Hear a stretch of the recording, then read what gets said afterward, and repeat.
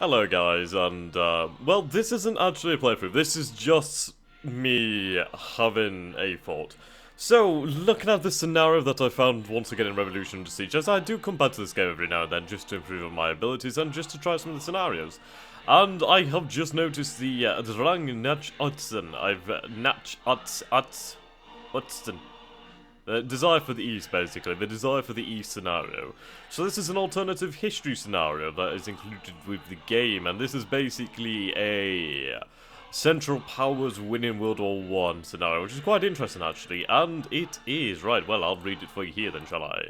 The Bolsheviks have just moved troops inside Ukraine, a client state of Germany. Revolution seems to be boiling in Kiev and Kharkov, ignited by the Red Activists. So basically, the Central Powers win by taking Moscow, and we win by taking Kiev and igniting the revolution in Germany and her allies. So yes, after just having a little bit of a look through the scenario, it occurs to me that I should probably make a schedule, as I do have quite a number of series going on at the moment, don't I? I have, well, I have Revolution Under Siege, but I believe I'll restart that, as yes, in the first instance, I sucked so hard. And then, with the release of the Eladia Ayacta Est, add-ons, the, Parthian Wars, and I can't remember the name of the other expansion, but there's another 2 out for that, I believe. Then once more with Civil War 2 playing as the CSA, and yes, there's a lot. There's so much that I'm trying to do at once, and obviously with the mini-series like Hegemony 3, and Pride of Nations is Prussia, yes. There we go, I almost forgot about Pride of Nations, actually. I was just thinking that I could probably do with making a schedule, but the only thing is, for the time being, my time is very restrained due to working at a shitty job, but I'll not talk about that one, because I hate standing for hours. It's a service job, I swear to God. I swear to God. I get so tired of trying to smile at people. It gets a bit raw. Anyway, moving on. Yes, right then. So yes, I will have to make a schedule for uploading. Which is going to be interesting actually. I've never really had a schedule. Sometimes I'll upload a lot, and then other times there'll not be much out for a couple of days or a week or more, just because I'll be busy or something like that. And I suppose I could, if I want to actually get a little bit more into the YouTube thing and start treating it instead of a hobby as something else, then I suppose I will have to, I'm zooming in like an idiot here. I suppose I would have to, make a schedule, wouldn't I? Yes, there we go. So that took a long time just to say something simple. What's interesting in this scenario as well is we have the opportunity to continue to support the fabricated revolution in Kiev. Basically, if we continue to support this, then the Germans will oppose and declare war. You can reject the ultimatum, declaring that it is void, and this would allow strong worker rights in Kiev and Krakow, and full war with Germany and her allies. But strong Ukraine militias are formed, so we gain engagement points, we gain morale, and etc. Then we have the pretenders of the ultimatum. So there's no immediate war with Germany and her allies, but we do have opportunities, which is interesting. And then we could accept the ultimatum, which prevents war, but I'm not entirely sure how it'd work out, to be honest. It's interesting the little benefits that we get for each of them. Like, we'd get a lot of cash over here, so that would probably allow for a build-up of forces. I'm not entirely sure how the scenario works out, actually. So, you know, before I bring this video to a close or whatever, it's just more of an announcement of the obvious, I suppose you could call it.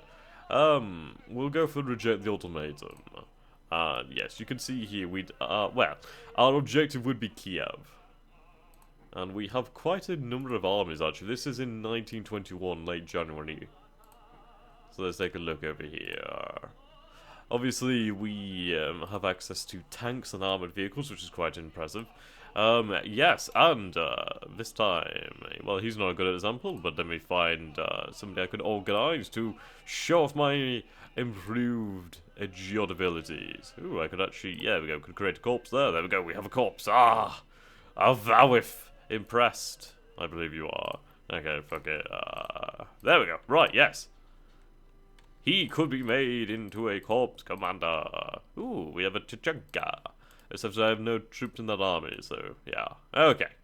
I'm going to play the scenario for a little bit. I watched some Stargate Atlantis, and yes. Yeah, okay. I'll figure out a schedule or something. And, let me know what you guys would like to see more of. Would you like to see more Civil War 2? Maybe another To End All Wars? More Revolution under Siege? Alelia Ayacta Est? With the new add-ons, basically the Parthian Wars? Or Rise of Nation? No, Pride of Nations. Uh, I have asked for some other Geode games. There's a Spaniard 1936, which is basically a Geode taking the Spanish Civil War in 1936, which is pretty interesting. I think there's also Rise of Prussia. That one's pretty interesting. I haven't got that one yet, but I am interested in that one. Yeah. Okay. I don't know really what I want to do. I don't know if I should try and devote my channel. I hate saying that. It sounds so, like, ugh, sounds awful. But yes, I don't know if I should kind of devote my time to representing the Jod games. I mean, I used to, in the past, do quite a lot of Crusader Kings 2 and EU4, but I've kind of gotten pretty off them, to be honest. With Crusader Kings 2, it's obviously a fantastic game, but I don't know, it's kind of lost that magic for me, and EU4 I do play a hell of a lot. I've got maybe... no, not maybe, I've got, I don't know, actually, I think it's maybe, actually, can't remember. I think it's definitely 1,500 plus hours on that game, so I'm nowhere near a beginner with EU4. I just don't record it that much. I mean, I used to do 5-hour live streams of that game. That was a pretty fun time. But yeah, I think I would like to kind of go for the Ajod thing and go for this sort of niche strategic games. There's also Gary Grigsby's War in the East and the West that I do need to learn. I have the new expansion for the War in the West.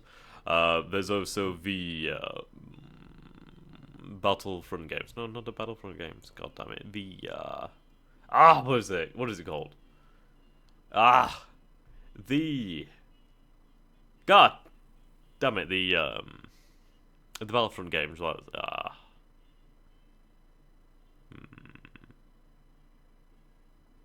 I forgot the name.